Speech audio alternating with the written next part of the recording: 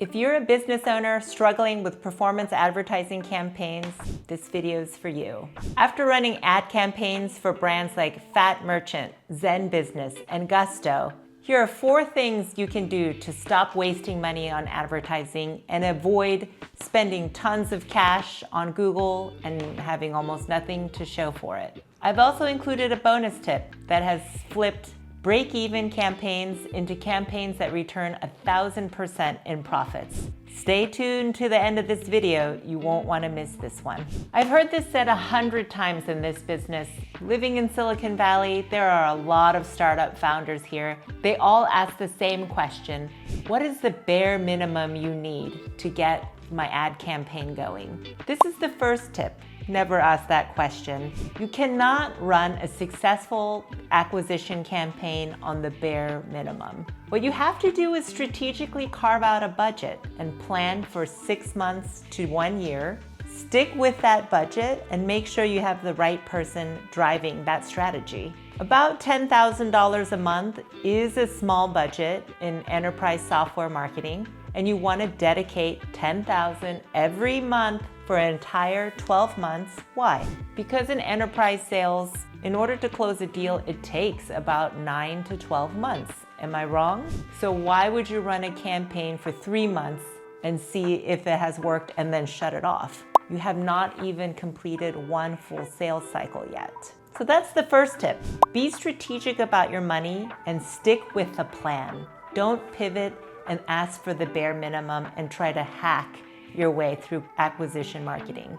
It just doesn't work. Here's tip number 2, and it's related to the first thing. What can we learn in a 60-day test? Shouldn't we always be testing? The answer is maybe. Whoever came up with the concept of always be testing did one hell of a job selling that into the minds of founders.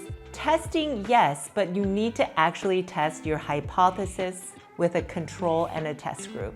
Other than that, you don't just make changes on a Google ad platform to always be testing. That messes up ad campaigns very, very quickly. Google's algorithm is complex and sophisticated. Every time you make a major change, Google will reset itself and go back into a learning period for a week to 2 weeks. So don't just test. Don't just try to hack it and move as quickly as possible by making lots of changes.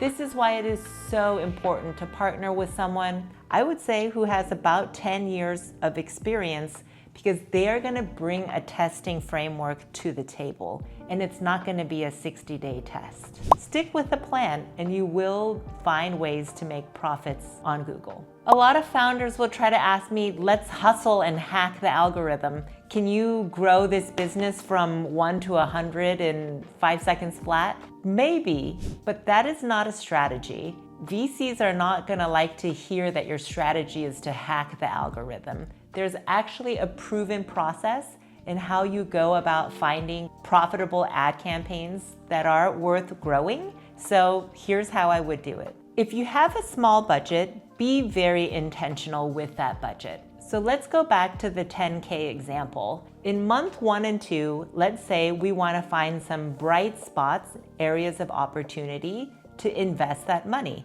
So we will build out maybe a few different verticals for your invoicing software. That's what you have built in this pretend world. So let's see where there's profitability. Invoicing software for plumbers, invoicing software for ad agencies, invoicing software. You see where I'm going with this? Launch this ad campaign and see if we can find a vertical where the cost per click and the way that people go through your software and convert and pay you is profitable. My guess is invoicing software at the enterprise scale, those keywords will be very, very expensive, but maybe you can gear your products more towards service-based industries or local services like plumbers, window installers, those kind of home services, and that could be a bright spot. Do this kind of testing over a 60-day period and have your ad person deliver a nice set of data that says, look, the cost of acquisition for the plumber space is 1/10 the cost of acquisition in the ad agency space. So let's try in the next month to put all the budget into that plumber space and see if we can get a paying customer to come back and renew and start this virtuous cycle of your customer acquisition and lifetime value. So you've done your vertical testing, now pause that campaign. Take note where there's traction and where there are bright spots, and move on to your next campaign. Maybe it's a conquesting campaign and you directly compete with your top 5 or 6 competitors and see if you can take share from them. Make a thoughtful landing page that shows what their features are and why your software is so much better than what they offer, and conquest them.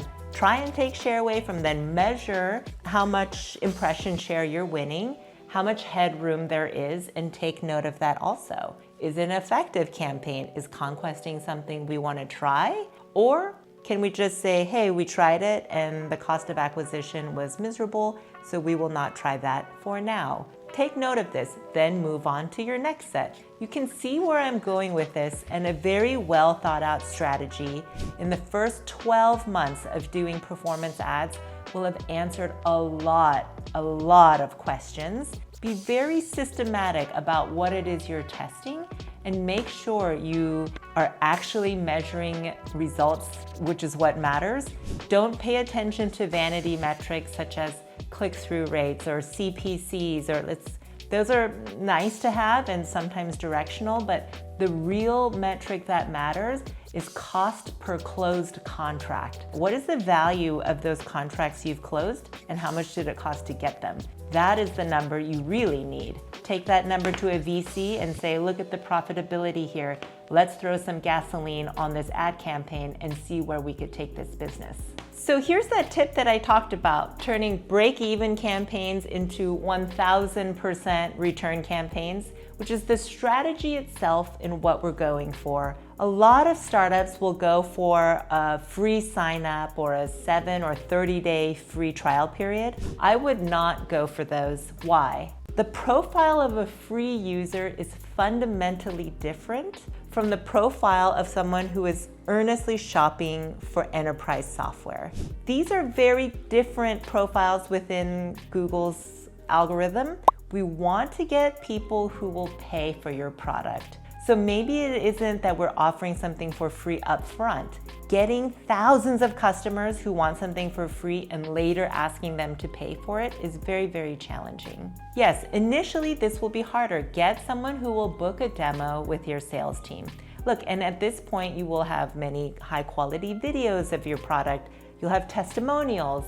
You'll have something to show them before asking them to book a call with you, but don't give away your product for free. You've worked very hard to create it. Get a demo. People who are engaged can receive maybe a 2 or 3 day free period so that they can shop it to their team and get them to pay for your products right up front. In this way, you will save a lot of pain. Trust me when I say I have worked with many Series A and B startups who give away the product for free and ask customers to monetize later, and it doesn't work that way. Unless, and this is a big unless your strategy is to build a really kick-ass free product like HubSpot, a virtually free CRM, and plan on giving it away for free to 250,000 users, and later, as these businesses grow with yours, get them to convert for even better features at $1,000 a month. If you have 250,000 customers who are free,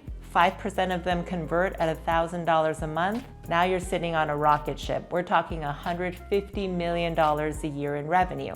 If that is your strategy, by all means, go after these free customers.